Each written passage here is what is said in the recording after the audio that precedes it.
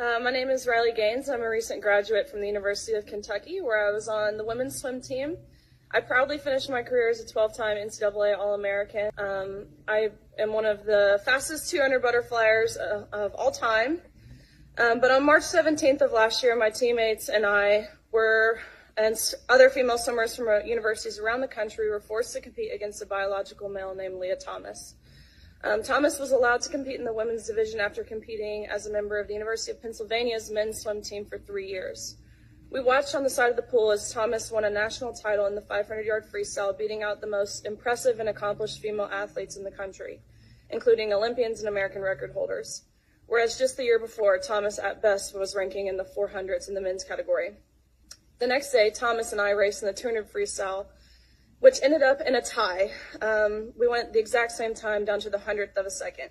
Having only one trophy, the NCAA told me that I would go home empty-handed and this trophy would go to Thomas.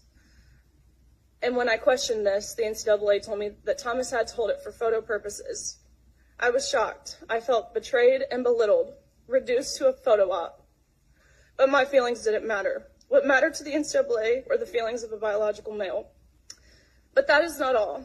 In addition to being forced to give up our awards, our titles, and our opportunities, the NCAA forced female swimmers to share a locker room with Thomas, a 6'4", 22-year-old male who was fully intact with male genitalia.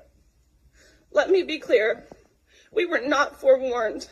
We were not asked for our consent, and we did not give our consent.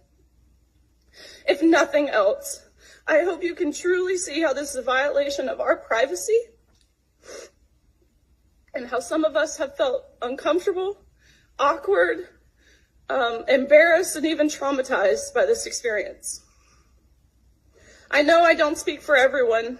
It's impossible to speak for everyone, but I can attest to the tears that were shed on that pool deck by these poor 9th and 17th place finishers who missed out on being named an All-American by 1 place.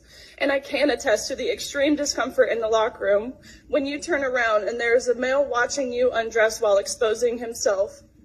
I can attest to the anger and frustration from these girls who had worked so hard and sacrificed so much to get to this point.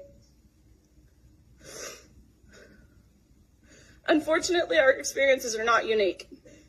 The number of female athletes who have been denied opportunities, again, traumatized or hurt by policies that claim to be promoting inclusion, is growing at an alarming rate around this country.